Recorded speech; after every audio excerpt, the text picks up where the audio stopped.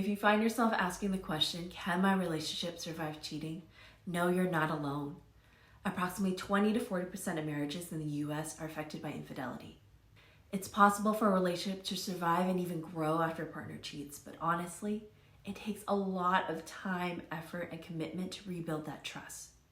So before we explore what it takes to give your marriage another chance, let's really understand the impact of cheating on a relationship. Understanding the impacts of this gives you the needed information to make an informed decision, and it also allows you to know what you're going to have to work on moving forward. Some of these things are going to be no-brainers, while others may be one you haven't thought or talked about yet. Infidelity has a significant emotional impact, oftentimes even more than each partner may realize initially. There are no right feelings. You're going to experience a lot of different ones: anger, sadness, fear, jealousy, relief. Both partners have to remember to not disregard or invalidate the emotional experience, even if they can't see it or understand it. Not only are you going to have to rebuild the trust in your relationship, you're going to have to redefine what trust means to you both. Understand that this is going to take time and that it may not get back to the same place it was before the infidelity. In cases of physical infidelity, consider your physical health. I highly recommend that both partners undergo STD testing.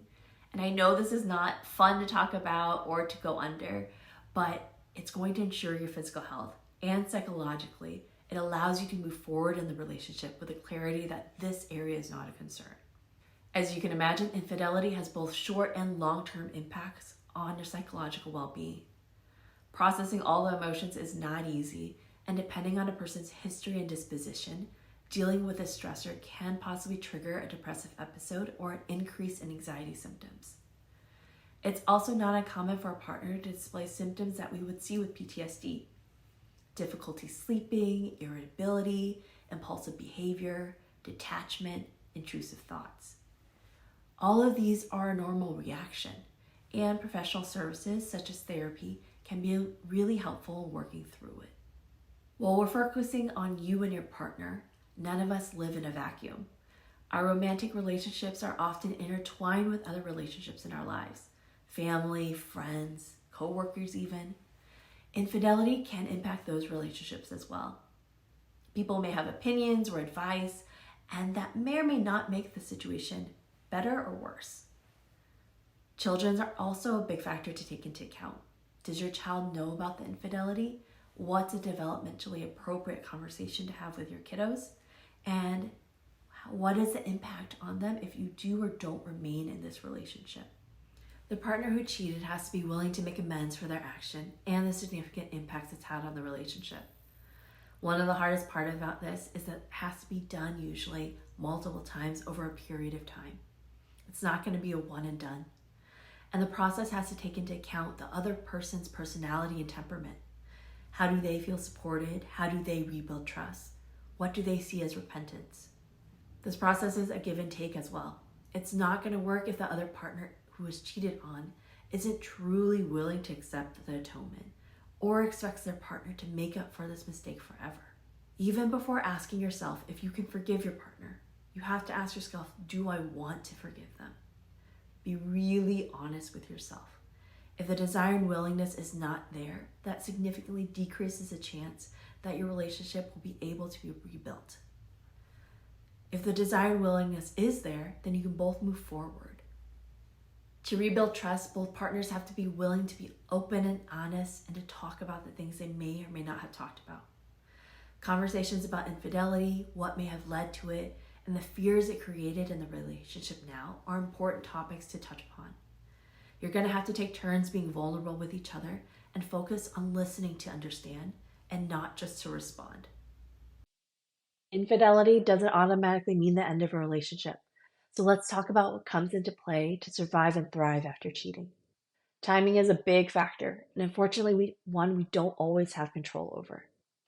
The stage of life you and your partner are at can make things a little easier or harder in moving forward. The timeline of processing the infidelity also dictates if and when you can rebuild the relationship. Rushing the process is going to decrease the chances, so please don't do that and give yourself and your partner the space and time needed. Acceptance. This is going to be a big one for both partners. For the partner who cheated, they have to accept all of their partner's reactions and feelings. They also have to accept the responsibility for their actions without making excuses. For the partner that was cheated on, acceptance often means being in a space to accept the other partner's apology and explanation. That doesn't mean you have to agree with it or that everything is resolved, but there has to be a willingness to engage with the present and look towards the future. Are you both open to understanding the other's perspective? This doesn't mean you need to agree or excuse the behavior, but it's important to understand where each person was coming from. This is going to help you identify and explore underlying issues that were and still may be at play. The process of sharing your perspective and hearing your partner's perspective can also help clarify for you both what drove these actions and what you should look for as you move forward in your relationship. This process isn't going to be easy. Are you both 100% committed to rebuilding this relationship? Successful healing is going to demand that you both are dedicated to working through any underlying relationship issue and make necessary changes in the relationship to move forward. The great thing is you don't have to do this alone. A trained therapist or counselor can guide and support you in learning how to make it up to each other and how to recommit to one another. They can also act as a neutral third party, and that's really helpful to facilitate open communications in the beginning, and they can provide tools that help guide you through the process as complex feelings and challenges arise. So, I've talked about rebuilding trust a few times already. What does that really mean? The partner who cheated has to be ready to be transparent and honest, willing to answer questions, share details, and provide reassurance. Being open about your actions and feelings is essential in demonstrating your commitment to change. This also can't be understated. The partner who cheated has to show genuine remorse for their action and the pain they caused. A heartfelt apology is great, but their partner is going to need to see actions that really speak to their remorse and their desire and commitment to make changes moving forward. You got to establish clear boundaries moving forward to rebuild this trust. Both partners need to have discussions and agree upon the same guidelines that's going to make it feel safe for both people in the relationship. What does that mean?